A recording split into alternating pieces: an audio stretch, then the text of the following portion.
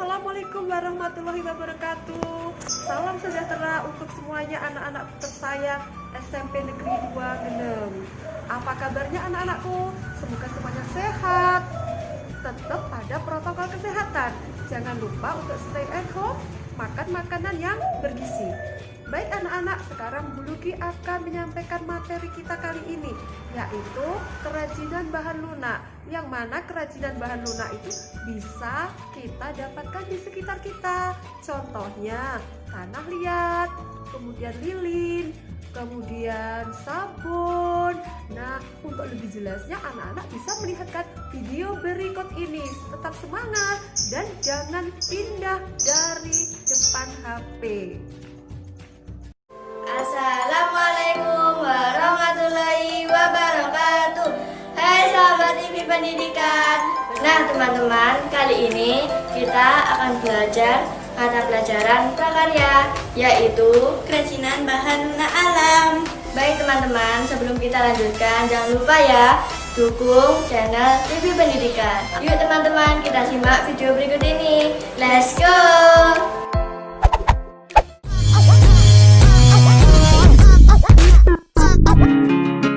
Kerajinan adalah hal yang berkaitan dengan buatan tangan atau berkaitan dengan barang yang dihasilkan melalui keterampilan tangan. Kerajinan yang dibuat biasanya terbuat dari berbagai bahan. Dari kerajinan ini menghasilkan hiasan atau benda seni maupun barang pakai.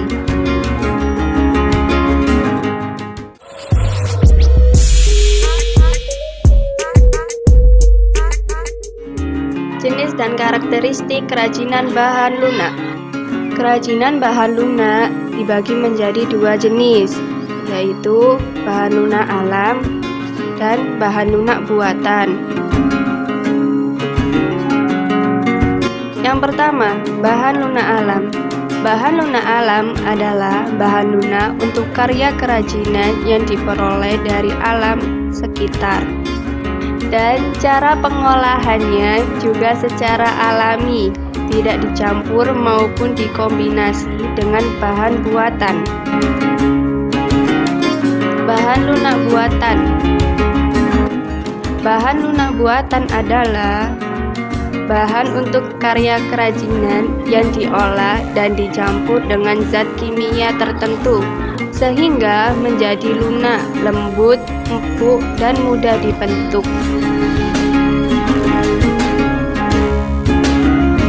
Kerajinan dari bahan alam ada 4 macam. Yang pertama, kerajinan keramik. Yang kedua, kerajinan kulit. Yang ketiga, kerajinan floor clay. Yang keempat, kerajinan getah nyatu.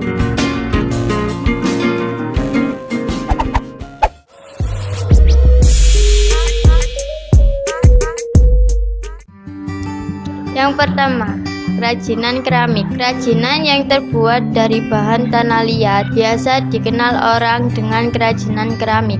Asal kata keramik adalah keramos, bahasa Yunani, yang artinya benda pecah belah yang terbentuk dari tanah liat yang telah mengalami proses pembakaran. Pada pembuatan keramik, tanah liat memiliki sifat plastis sehingga mudah dibentuk. Setelah itu dibakar dalam tingkat pembakaran suhu 600 derajat Celcius sampai 1300 derajat Celcius sesuai jenis tanah liatnya, sehingga tanah liat menjadi keras, padat, dan kedap air.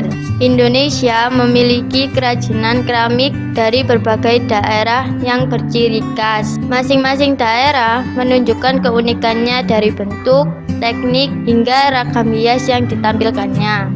Kekayaan hayati di Indonesia telah menginspirasi keindahan dan keunikan bentuk kerajinan keramik menjadi keramik di Indonesia yang kental akan corak budaya yang membedakannya dengan keramik Cina, Jepang, atau Eropa.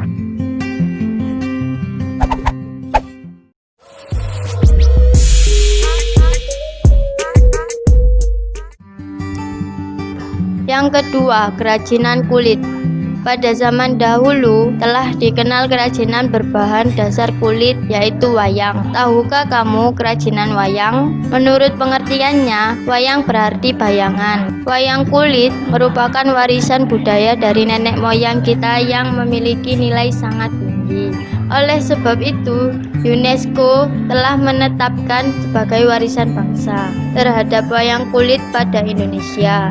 Kulit yang dihasilkan dari hewan seperti sapi, kambing, kerbau, dan buaya dapat dijadikan sebagai bahan dasar kerajinan. Selain wayang, kerajinan kulit juga dapat berupa tas, sepatu, sandal, dompet, dan ikat pinggang.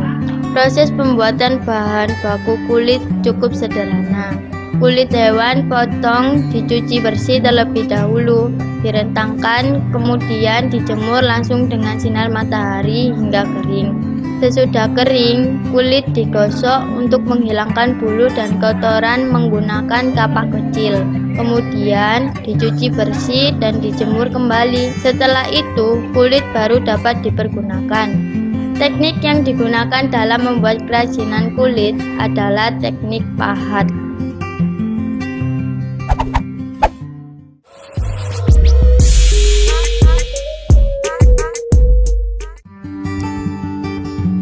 Yang ketiga, kerajinan adonan tepung atau flour clay. Flour clay adalah sejenis bahan tepung yang dibuat menjadi adonan.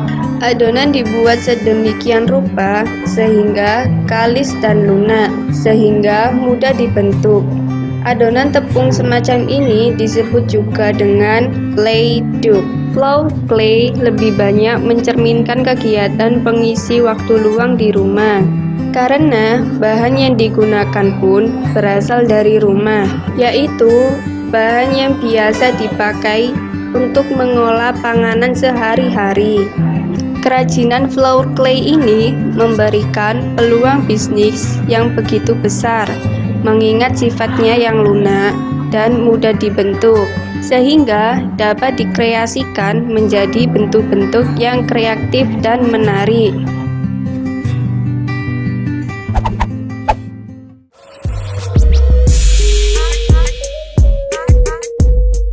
Yang keempat, kerajinan getah nyatu.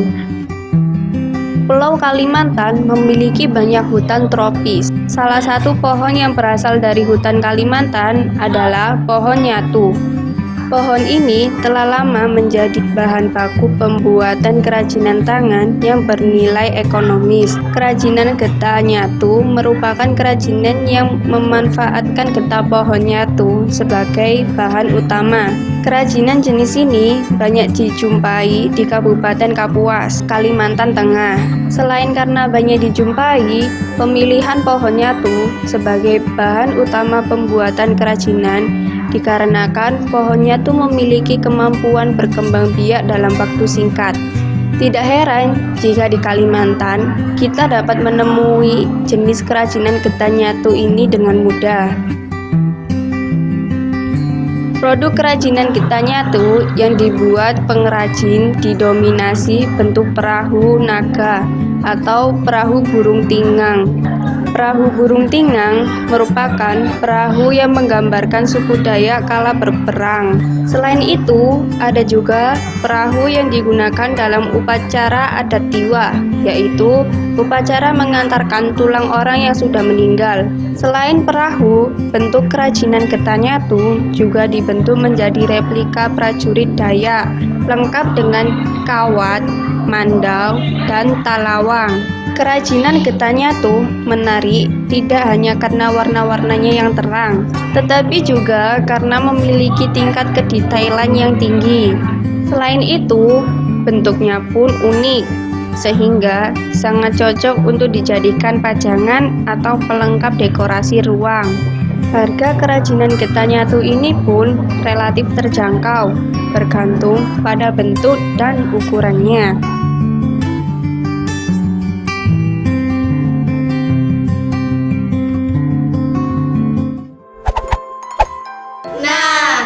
Itu tadi teman-teman video pembelajaran kita tentang kerajinan bahan lunak alam.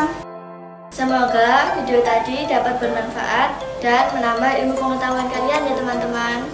Teman-teman jangan lupa like ya, karena satu like dari kalian sangat berharga bagi kami. Demikian anak-anak, setelah kalian menyaksikan video tadi, Ibu harap kalian bisa mempelajarinya. Dan nanti tugas berikutnya bisa dulu disampaikan melalui WhatsApp. Wassalamualaikum warahmatullahi wabarakatuh.